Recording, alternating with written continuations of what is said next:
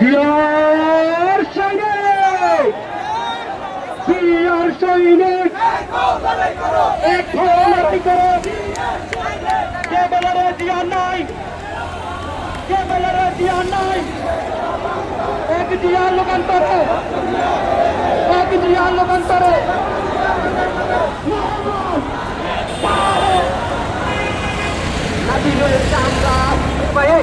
আপনারা স্লোগান করতেছেন না কেন? প্লিজ, আমাদের অল্প কিছুক্ষণের মিছিল, সবাই একসাথে স্লোগান করবেন।